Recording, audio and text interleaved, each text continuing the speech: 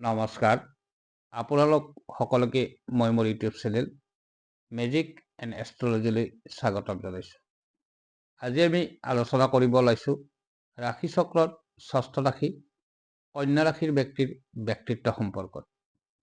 ভিডিঅ'টো ভাল লাগিলে এটা লাইক কৰিব আৰু আপুনি যদি মোৰ এই চেনেলটোলৈ নতুনকৈ আহিছে তেনেহ'লে এনেধৰণৰ ভিডিঅ' পাই থাকিবলৈ অনুগ্ৰহ কৰি চেনেলটো ছাবস্ক্ৰাইব কৰি থ'ব। ব্যক্তিৰ নামৰ প্ৰথম আখৰ মধ্যানৰ্থ প ব বা ন হ'লে কন্যা ৰাশি বুলি ধৰা হয়। কন্যা ৰাশিৰ লোকসকল বুধ গ্ৰহৰ দ্বাৰা প্ৰভাৱিত হৈ থাকে বাবে এই লোকসকল সাধাৰণতে বুদ্ধিমান আৰু বিশেষণাত্মক হোৱা দেখা যায়। এই লোকসকল তীক্ষ্ণ বুদ্ধি সম্পন্ন হোৱা বাবে এওঁলোকে যিকোনো সমস্যাক যুক্তিবাদী চিন্তাধাৰাৰে পৰ্যালোচনা কৰে। এওঁলোকে নিজৰ কাম কাজত যথেষ্ট দায়িত্বশীলতা বজাই ৰাখি অতি নিষ্ঠাৰে সকলো কাম সম্পন্ন কৰে।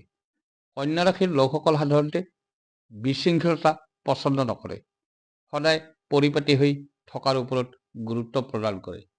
এই ৰাশিৰ ব্যক্তিসকল সাধাৰণতে নিজৰ প্ৰিয়জনৰ প্ৰতি দয়ালু আৰু সহানুভূতিশীল হৈ থাকে যদিও বহু ক্ষেত্ৰত এওঁলোক লাজুক আৰু অন্তৰ্মুখী স্বভাৱৰ হয়।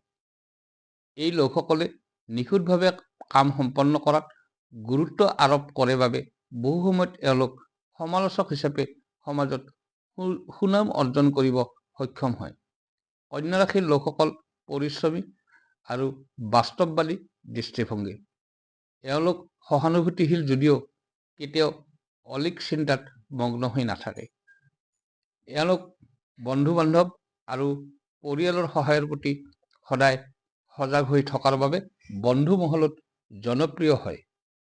এই ৰাশিৰ লোকসকলৰ মাজত মাজে মাজে শিশু সুলভতাই বিৰাজ কৰাৰ বাবে সৰু সৰু কথাতে আৱেগপ্ৰৱণ হোৱা দেখা যায়। আপোনাৰো বাৰু কন্যা ৰাশি নেকি? তেন্তে এই গুণবোৰ আপোনাৰ লগত মিলিছেনে? কমেণ্ট কৰি জনাবচোন। ইয়াৰ পিছত আমি আলোচনা কৰিম ৰাশি চক্ৰৰ সপ্তম ৰাশি তুলা ৰাশিৰ ব্যক্তিৰ ব্যক্তিত্ব সম্পৰ্কত। অনুগ্ৰহ কৰি চেনেলটো চাই থাকিব। ধন্যবাদ।